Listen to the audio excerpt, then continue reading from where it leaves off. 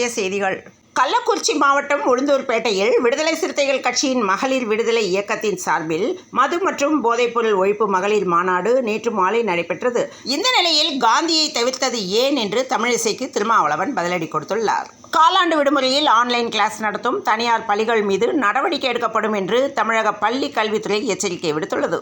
தமிழக கேரள எல்லையான கவியக்காவிளை பகுதியில் இரு மாநில போலீசாரின் துப்பாக்கி ஏந்தி அணிவகுப்பு மரியாதையுடன் மன்னர் உடைவாள் கேரளா அரசிடம் ஒப்படைக்கப்பட்டுள்ளது.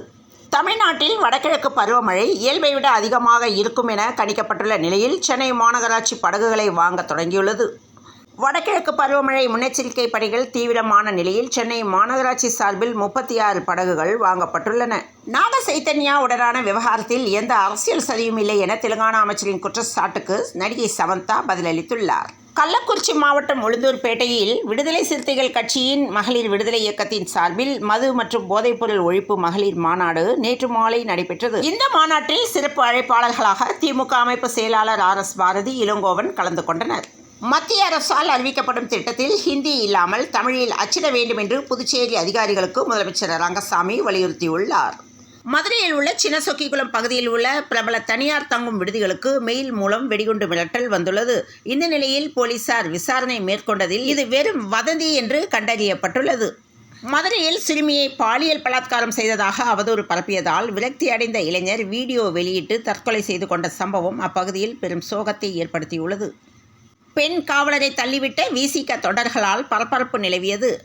திருச்செந்தூர் நெல்லை இடையே தினமும் பயணிகள் ரயில் வண்டி எண் 06674 06409 இயக்கப்பட்டு வருகிறது. நிலையில் தண்டவாளம் புதுப்பிக்கும் பணி காரணமாக இந்த ரயில் நாளை முதல் வருகிற 8ஆம் தேதி வரை 5 நாட்கள் ரத்து செய்யப்பட்டுள்ளது. வாரம் 3 முறை இயக்கப்படும் தாம்பரம் ராமேஸ்வரம் சிறப்பு ரயில் நேரத்தில் மாற்றம் செய்யப்பட்டுள்ளது. தேசிய விழிப்புணர்வு நடைப்பயணத்தில் கன்னியாகுமரி பாராளுமன்ற உறுப்பினர் விஜய் வசந்த் பங்கேற்றுள்ளார். சமாஜ் தலைவர் ஆம்ஸ்ட்ராங் கொலை வழக்கில் குற்றப்பத்திரிகை தாக்கல் செய்யப்பட்டது. ஆம்ஸ்ட்ராங் கொலை வழக்கில் குற்றம் சாட்டப்பட்டோர் மீதான 5000க்கும் அதிகமான பக்கங்கள் கொண்ட குற்றப்பத்திரிகை தாக்கல் செய்யப்பட்டன.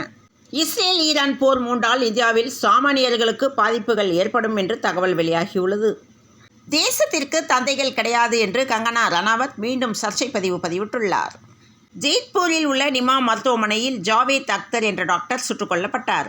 மருத்துவமனைக்கு காயங்களுடன் வந்த 2 சிறுவர்களின் காயங்களுக்கு மருந்து போட்ட பின்னர் அவர்கள் டாக்டரை சந்திக்க வேண்டும் என்று தெரிவித்துள்ளனர்.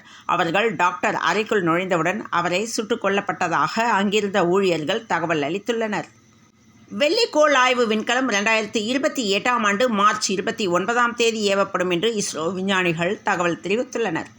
கொப்பல் மாவட்டத்தில் காமனூர் என்ற கிராமம் உள்ளது. இந்த கிராமத்தில் 600 வீடுகள் உள்ளன. இங்கு 3000த்திற்கும் அதிகமானவர்கள் வசித்து வருகின்ற நிலையில் இந்த கிராமத்தில் கடந்த 30 ஆண்டுகளுக்கும் மேலாக மதுபானம், புகையிலை பொருட்கள் விற்பனைக்கு தடை விதிக்கப்பட்டுள்ளது. மேலும் ஒரு ஓட்டல் கூட இந்த கிராமத்தில் இல்லை என்று கூறப்படுகிறது. இஸ்ரேல் மீது ஈரான் ஏவுகணை தாக்குதல் நடத்தியதை தொடர்ந்து அங்கு பதற்றமான சூழ்நிலை ஏற்பட்டுள்ளது.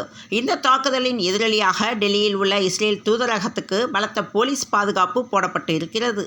காந்தி மண்டபத்தில் மதுபாட்டில் கண்டெடுக்கப்பட்டதாகவும் அது மிகுந்த வருத்தமளிக்கிறது எனவும் ஆளுநர் RN ரவி தெரிவித்திருந்தார். அதற்கு திமுக அமைச்சர் ரகுபதி பதிலளித்துள்ளார். ஹிஸ்புல்லா அமைப்பினருக்கு எதிராக இஸ்ரேல் இராணுவம் கடந்த 1 வாரத்துக்கும் மேலாக வான்வழி தாக்குதலை நடத்தி வந்தது. இந்த நிலையில் 8 இஸ்ரேல் வீரர்கள் உயிரிழந்துள்ளனர். தமிழக வெற்றி கழகத்தின் முதல் மாநாடு 27ஆம் தேதி விக்கிரவாண்டியில் நடக்கிறது. விக்கிரவாண்டியில் நடைபெறும் இந்த மாநாட்டில்தான் கட்சியின் கொடியின் அர்த்தத்தை விஜய் அறிவிப்பார் என்று எதிர்பார்க்கப்படுகிறது. இந்த நிலையில் மாநாட்டுக்கான பந்தல்கால் நடும் விழா நடைபெற உள்ளது. தமிழக வெற்றி கழக தலைவர் விஜய் பங்கேற்க உள்ளதாக தகவல் தெரிவித்துள்ளனர். இஸ்ரேலின் தெற்கு டெல் அவிவ் நகரில் உள்ள யாபா பகுதியில் 2 மர்ம நபர்கள் திடீரென பொதுமக்கள் மீது துப்பாக்கி சூடு நடத்தினர். இந்த தாக்குதலில் 7 பேர் உயிரிழந்தனர். 10க்கும் மேற்பட்டோர் படுகாயங்களுடன் உயிருக்கு ஆபத்தான நிலையில் மருத்துவமனையில் அனுமதிக்கப்பட்டுள்ளனர். இஸ்ரேல் தீவிர தாக்குதல் கடந்த 24 மணி நேரத்தில் 46 பேர் கொல்லப்பட்டதாக லெபனான் தகவல் அளித்துள்ளது. இஸ்ரேலுக்கான பாதுகாப்பை மீண்டும் அதிபர் ஜோ பைடன் உறுதிப்படுத்தியுள்ளார். மது கடைகளை குறைப்பதன் மூலம் மது விற்பனையை குறைக்க முடியாது என்று கொங்கு நாடு மக்கள் தேசிய கட்சி பொதுச் செயலாளர் ஈஸ்வரன் தெரிவித்துள்ளார். கொடைக்கானல் அருகே பசுமாடுகளை திருடி இறைச்சிக்காக கொன்று விற்பனை செய்த 2 பேர் கைது செய்யப்பட்டனர். சென்னை மாநகராட்சியுடன் இணைந்து மழை நிவாரணப் பணிகளில் ஈடுபட தன்னார்வலர்களுக்கு அழைப்பு விடுக்கப்பட்டுள்ளது. நாம் தமிழர் கட்சியிலிருந்து மேலும் ஒரு மாவட்ட செயலாளர் விலகியுள்ளார். தோனியை தக்க வைப்பது இன்னும் உறுதியாகவில்லை என்று சிஎஸ்கே சிஇஓ காசி விஸ்வநாதன் பதிலளித்துள்ளார். ஐசிசி தரவரிசையில் உச்சத்துக்கு சென்ற பும்ரா, நூலிழையில் அஸ்வின் பின்தங்கியுள்ளார். ஐசிசி மகளிர் T20 கிரிக்கெட் உலகக் கோப்பை தொடர் ஐக்கிய அரபு அமீரகத்தில் இன்று தொடங்குகிறது. 100 முதல் 120 ரன்களுக்குள் ஆட்டமிழக்கவும் தயாராக இருந்தோம் என்று வெற்றிக்கு பின் ரோஹித் சர்மா பேட்டி அளித்துள்ளார். ஆபரண தங்கம் விலை நேற்று சவரன் ரூபாய் 56,800க்கு விற்பனையானது. இந்நிலையில் இன்று சென்னையில் 22 கேரட் ஆபரண தங்கத்தின் விலை சவரனுக்கு ரூபாய் 80 உயர்ந்து ஒரு சவரன் 56,880க்கு விற்பனை செய்யப்படுகிறது. தங்கம் விலை கிராமுக்கு ரூபாய் 10 உயர்ந்து 7,110க்கு விற்பனை செய்யப்படுகிறது. சென்செக்ஸ் 1,264 புள்ளிகள் சரிவுடன் தொடங்கிய மும்பை பங்கு சந்தை நிஃப்டியும் கடும் சரிவடைந்துள்ளது.